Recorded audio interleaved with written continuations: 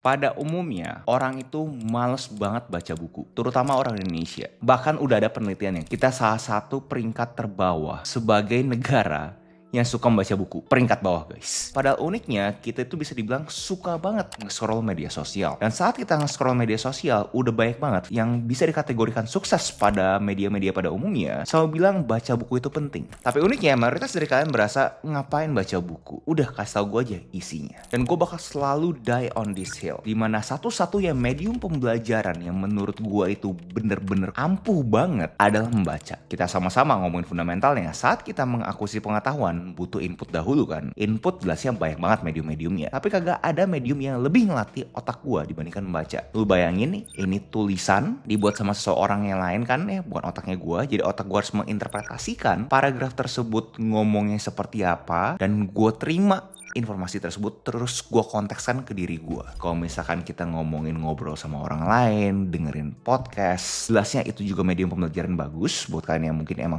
tidak mempunyai waktu membaca, tapi nggak ada yang bisa ngalahin pas lu baca sesuatu paragraf yang benar-benar kena banget, terus lu berasa ke-trigger, terus lu diem dulu, lu baca kedua kali, itu dopaminnya dan bener nyantol di otak lu. Bener otak lu tuh bisa terlibat gandakan karena aktivitas ini. Dan buat kalian yang udah lama nonton channel YouTube Agus Sewo Halim, kalian tahu bahwa gue pun juga pertama kali dapat momentum di YouTube ini karena buku, dan gue pengen give back. Gue pengen kasih tahu beberapa metodologi, beberapa cara simple, cara sederhana untuk kalian tuh juga bisa mengakuisisi habit membaca ini, yang gue yakin pasti ngubah hidup lu. Gue mau share dulu background gue sebelum gue mulai video ini, karena gue tahu pasti banyak dari kalian yang berasa kayak, bro gue tuh gak suka baca bro, jangan paksain lah. Gue juga sama seperti kalian. Dari umur remajanya gue sampai menuju gue masuk ke dunia corporate, in between itu gue gak suka tuh namanya buku, karena gue berasa ngapain, ya kan? Karena buku itu memberikan gue impresi kayak seakan-akan gue harus menghafal. Itu yang gue dapet dari sistem sekolah. Nggak ada yang salah, tapi gue berasa buku itu memberatkan gue punya hari. Jadi setiap kali gue liat buku, ngapain gue baca buku. Tapi begitu gue masuk ke dunia korporat, gue berasa gue tuh begonya ampun-ampun, dan orang-orang jauh lebih pintar dibandingkan gue. Dan gue berasa gimana caranya gue bisa memastikan gue itu mempunyai suatu keterampilan lebih, atau setidaknya mempunyai suatu pengetahuan lebih untuk bisa ngebantu diri gue sendiri di dunia korporat ini. Hasil gue mencari medium pembelajaran yang ada di saat itu, yaitu buku. Dan fast forward 16 tahun kemudian, ini aktivitas kecil ini yang kalian juga pasti males, ngubah hidup gue. Lu bayangin dari orang yang bener kagak suka baca buku sama sekali, begitu udah sekolah udah kayak thank you, gue udah gak usah baca buku lagi, sampai akhirnya sekarang kemana-mana, saat gue pergi kemanapun, gue harus punya buku di sekitarnya gue. Gue selalu beli buku di luar negeri segala macam. Lu bayangin kalau misalnya si bocah ini aja bisa berubah, kenapa lu gak bisa? Jadi di video ini gue punya harapan besar bisa ngebantu lu makin suka baca buku, makin gampang baca buku, makin mudah juga mengaplikasikan apa yang lu baca. Semua cara-caranya yang bikin gue berubah hidup gue akan gue share semua di video ini. Cara simple pertama, yang bener simpelnya ampun-ampun, be a performative male. Ini adalah suatu memes di luar negeri sana, kayak seakan-akan orang itu sekarang performative, itu bahasa negatif, dimana lu cuma perform doang, cuma demi gaya-gayaan, which is fine. Gue nggak tahu kenapa ini terkesan sesuatu yang negatif. Menurut gue kalau misalkan cara lu membaca adalah dengan jadi performative male dulu, it's okay guys. Awal-awal dulu lu, as long lu mempunyai kegiatan membaca, menurut gue apapun oke. So buat pemula banget, cara sederhananya be a performative male or female. Nah begitu kalian udah mulai terbiasa gitu kan ya, ngeliat buku, ngebaca buku, atau setidaknya lihat table of contentnya, ngelihat forwardnya. Lanjutannya adalah ekosistem. Kalian tuh harus bisa memberikan diri kalian kesempatan masuk ke lingkungan yang penuh buku. Mau itu komunitas lah, mau itu ke toko buku lah, apapun itu. Kalian lihat begitu ada buku yang menarik, masuk ke sana, liatin, pegang, udah mulai dulu dari habit-habit kecil tersebut. Buat ekosistemnya itu jadi. Nih gue lihat nih pasti level kalian udah mulai makin tinggi kan ya sebagai pembaca kan ya. Nah sekarang kalian tuh mulai setiap kali baca itu bawa pen dan kertas. Gue tahu terkesan kayak seakan-akan bener-bener kayak anak sekolah banget, tapi coba dengerin gue. Udah ada studi namanya The Count of Learning, dimana kalau misalnya lu mempunyai suatu input, kalau lu kagak ngapa-ngapain bakal cepet lupa. Dan mayoritas orang yang kagak suka baca buku karena hal tersebut, karena berasa aktivitas kagak ada gunanya. Gue baca bentar, udah lupa gitu. Itu kenapa? Lu tuh butuh suatu dopamine hit setiap kali lu selesai baca buku, dimana dopamine hit tersebut akan terjadi saat lu itu udah bisa menulis. Jadi makanya selalu bawa pen dan kertas. Kenapa sebegitu ekstrimnya bro? Sampai pen sama kertas apakah gue punya handphone juga bisa? Yes bisa, tapi pada umumnya setahu gue orang-orang tuh begitu pakai handphone akhirnya makin distract. Jadi buat kalian pemula banget, gue rekomendasiin selalu kertas dan pen. Dan bonus tambahannya, cobain parafrase. Jangan benar-benar plek-plek apa yang ada di kalian punya buku, kalian tulis. Jangan. Kalian baca, insightful buat kalian merasa, menarik ya. Kalian kontekskan ke diri kalian tutup dulu bukunya, kalian coba parafrase notes tersebut. Lanjut, cara yang mungkin paling susah di antara semuanya adalah kalian ganti handphone kalian dengan buku. Jadi kemana-mana, kalian pasti siapin satu buku. Untuk pas kalian itu bosen, ganti trigger otaknya kalian yang biasanya itu ngeluarin handphone, keluarin buku. Yang pada umumnya adalah kalian itu pas lagi makan, pas lagi di WC. Itu kan sering banget kan kalian main handphone, terutama kalau misalnya kalian yang cowok, gue yakin di sini pasti iya bro, ya gue sering banget tuh di WC atau enggak pas lagi makan gue megang handphone. Coba deh kalian itu ganti handphone kalian dengan buku. Berikutnya untuk kalian itu bisa mempertahankan kebiasaan ini, karena pada umumnya orang tuh ngelakuin ini tuh semangat banget tuh. Minggu pertama, minggu kedua, ya kan, ngomongin terus segala macam, be a performative male, ya kan. Terus udah mulai malas karena berasa, aduh bukunya tuh terlalu berat. Dia tuh langsung mau masuk ke dunia hal-hal yang dia kagak tahu banget dan terlihat keren. Jadi itu dia baca bukan buat diri sendiri, tapi buat terlihat keren kan ya. Which is fine buat awal-awal. Tapi begitu kalian udah masuk ke titik tersebut, lu tuh harus pindah. Jadi lu harus baca yang lu suka sampai lu suka membaca. Di sana lu punya habit nggak bakal mati. Karena lu tahu lu mengejar rasa kinantauan lu. Baik lagi ke sistem sekolah. Saat ada suatu materi yang lu punya rasa kinantauan yang sangat tinggi banget, mau itu ada buku, mau itu ada guru, apapun itu, lu kejar kan. Sama halnya juga dengan membaca. Jangan pikirin terhadap materinya itu seberapa berat, seberapa relevan di keadaan sekarang. Jangan mikirin itu. Mikirin dulu aja apa yang lu pengen baca. Terus cara sederhana berikutnya adalah saat lu baca buku, coba deh belajar nggak langsung ke chapter 1, coba belajarin table of content. Ini cocok banget buat lu pada yang suka susah buat nyelesain buku. Lu mulai dari table of content. Dari table of content tersebut, mana yang menurut kalian itu ke-trigger? Ke chapter tersebut pun nggak apa-apa. Jadi buat kalian di sini tipsnya adalah kalau misalkan kalian tuh susah kayak secara sequence, secara pelan-pelan halaman 1, halaman 2, halaman 3, kalian susah tuh kayak gitu.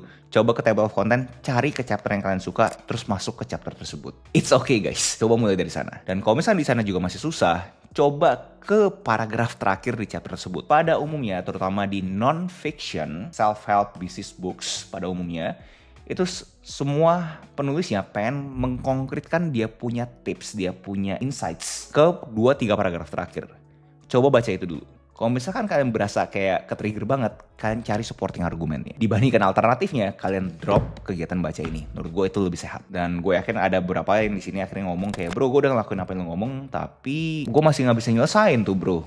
Nah, di sini pentingnya banget lu harus treat buku ini layaknya konten. Gue nggak tahu kenapa. Ini kan kalau misalkan kalian di sini pemikirannya kritis banget kan, sebenarnya tahu ya, ini kan basically just another content kan. Kayak cuma bedanya medium pembelajarannya buku gitu kan. Lu harus memperlakukan buku-buku yang lu baca layaknya lu lihat konten di media sosial. Kalau lu nggak suka kontennya, lu berasa aduh gue nggak bisa nonton lagi, apa yang lu lakuin?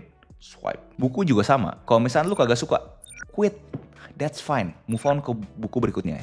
Jangan lu korbankan lu punya habit membaca karena lu mau menyelesaikan buku tersebut. Itu menurut gue ada kesalahan fatal, kesalahan pemula banget tuh. Dan kata-kata quit mungkin terlalu ekstrim ya, tapi mungkin lu pending dulu aja. Ada beberapa buku yang gue baca awal-awal tuh kayak susah banget buat habisin. Tapi saat 1-2 tahun kemudian, pas gue tuh udah punya suatu studi kasus untuk pengen tahu lebih banyak lagi, pengen belajar lebih banyak lagi, buku itu gue ambil lagi, bener jadi insightful. So, jadi layaknya kalian itu konsumsi konten, kalau misalkan kalian kagak suka, ditaruh dulu, dipending dulu, it's okay guys. Dan ngomongin terhadap insightful segala macam, buku-buku yang insightful banget, jangan kalian anggap oh ya udah gue udah selesai. Jangan guys. Justru gue punya rekomendasi adalah buku-buku yang kalian berasa ke-trigger banget itu, kalian tuh harus reread, kalian baca ulang. Akan terkesan aneh buat kalian yang di sini jarang baca buku, tapi gue banyak banget ketemu orang-orang yang suka baca buku, terus dia bilang dia tuh gue lagi baca ulang lagi tuh, seru banget gitu. Karena konteksnya itu makin konkret, dia makin paham si author itu ngomong apa, studi kasusnya itu makin relevan, jadi dia bisa langsung teraplikasikan banyak banget. Jadi pastiin lu pada tuh reread. Dan cara berikutnya mungkin awkward buat kalian,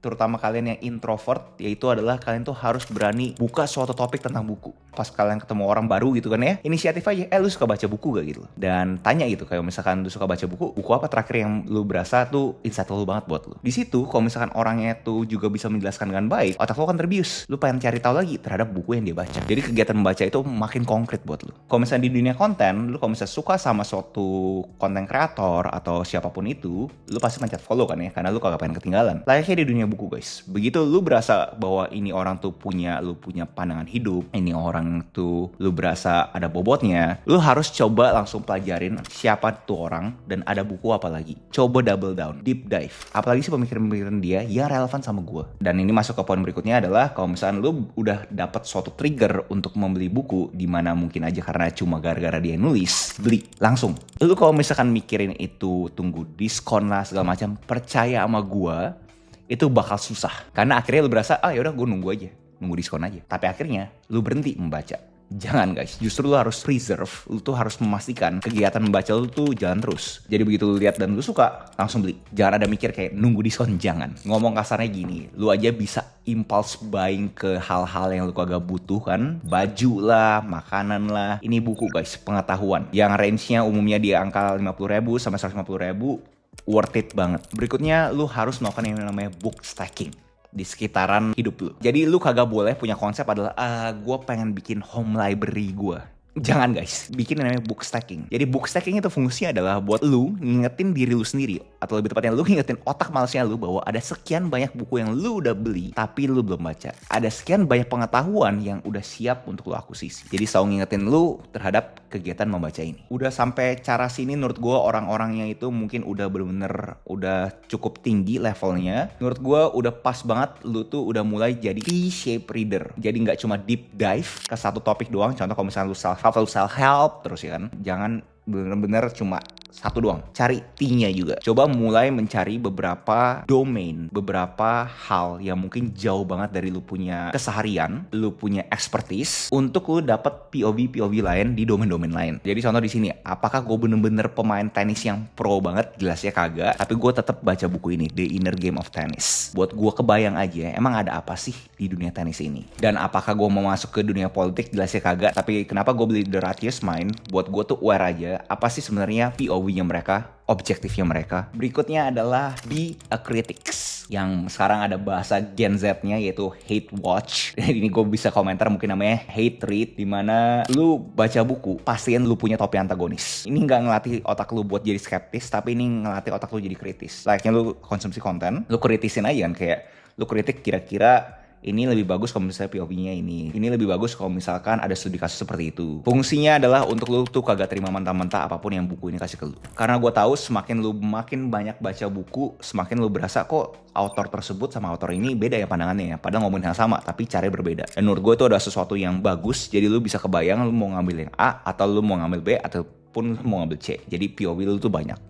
Be a critic. Lanjut, mungkin kalian bakal bercandain ini si Agus sih performative reader banget, adalah pastiin setiap kalian tuh ada waktu luang, gak cuma pergi ke mall, nggak cuma pergi ke taman bermain. Coba pergi ke bookstore. Masuk ke bookstore sekitarannya kalian ya. Kalau misalkan nggak ada toko buku terdekat, cari perpustakaan terdekat. Kalau misalkan data yang gue lihat tuh banyak banget perpustakaan di Indonesia. Masuk aja dulu. Jadi lu udah membuat hidup lu itu terasosiasikan dengan buku. Seminggu sekali aja lu masuk ke dunia buku. Gue tahu gue mempunyai empati buat kalian yang mungkin kagak punya akses segala macam. Itu kenapa gue tuh akhirnya bikin konten juga di media sosial. Kalau misalkan kalian kagak pernah tahu, gue itu ngebahas buku karena ada salah satu dari kalian bilang bahwa kalian tuh gak punya akses untuk membaca buku. Akhirnya gue bacain lah bukunya, dan gue juga share gue punya book notes. Ini semua terjadi di 2021, dan alhasil gue akhirnya mempunyai suatu kerjasama yang membuat gue itu bisa mengalokasikan buku-buku yang udah gue baca. Jadi buat kalian di sini berasa kayak Gus, gue pengen tahu dong buku-buku apa aja sih lo baca gitu kan ya. Gue ada mengalokasikan buku-buku gue di Books Cafe yang namanya Friends with Brew. Kalian bisa cek aja di sana, dan ini mungkin ada hubungan juga ya ke Go to Bookstore. Kalau misalnya bookstore kalian berasa aduh cringe banget Gus, gue bener-bener kayak performative reader gitu kan ya. Masuk ke cafe menurut gue nggak begitu cringe dibandingkan masuk ke bookstore. Kalau misalnya kalian berasa itu kegiatan cringe, dan itu semua kalian baca buku di sana gratis ya guys ya. Tapi jelasnya kalian tuh butuh jadi Friends with Brew punya customer. Jadi ya buat kalian yang pengen buku-buku yang agak unik, atau bahkan buku-buku yang kalian berasa kok Gus yang buku yang lu bahas ini belum ada di Indonesia segala macam, kalian bisa langsung cek aja ke Friends with Brew One Satrio. Terakhir, flexing guys. Flex aja. Gue tahu terkesan kayak aneh, awkward, cringe. Tapi menurut gue ini adalah salah satu cara untuk kita tuh bisa menambah literasi kita, bisa meningkatkan minat baca buku kita. Karena ini kegiatan tuh terlihat cool jadinya. Dan gue mempunyai empati guys, karena pas pertama kali ada orang yang suruh gue coba bacain buku di YouTube gitu, gue berasa ngapain gitu kan, aneh banget lah ya, ironis banget bahkan. Kan ini semua kan harusnya buat kita baca dong, bukan buat kita dengerin. Jadi gue bener-bener punya simpati banget buat kalian. Tapi pas gue mikir 2 kali, ada hal yang gue berasa lu pada juga butuh tahu. Pertama, saat lu flex your books, dimana pada umumnya orang tuh kan taruh ya di Instagram sambil minum kopi atau matcha ya kan, terus ada bukunya segala macem, kalian cepret gitu kan ya. Itu tuh lagi ngelatih otak kalian juga. Buat kalian tuh bisa kepikiran nggak apa sih yang kalian dapat dari baca buku tersebut. Menurut gue nggak ada salahnya juga. Dan saat kalian itu ngebantu orang-orang lain bisa membaca buku juga, alhasil orang tersebut pun berhasil untuk mengakuisisi pikiran lebih kritis lah, mengakuisisi insight yang bagus untuk konteksnya dia, lu ngebantu masyarakat juga. Jadi jangan lihat dari sisi negatifnya, walaupun gue tahu sekali lagi gue ngerti banget lu pada bilang ini cringe, ini performatif segala macem, tapi upside-nya dibandingkan downside-nya, untungnya lebih banyak dibanding ruginya. Ruginya lu dikatain, yes, kayak layaknya kita di semua hal lah ya, pasti mudah banget untuk dikatain. Tapi untungnya masyarakat jadi suka baca. Dan balik lagi ke awal videonya gue, I will die on this hill. Buku ada satu-satunya medium yang bakal melipat gandakan otak lu, percaya sama gue. So itu aja video gue hari ini. Next video saya apa menurut kalian menarik untuk gue bawakan, tinggal komennya di bawah. Jangan lupa like, comment, subscribe, nyalain notifnya, share ke teman kalian, and I'll see you in next video. Salam kreatif.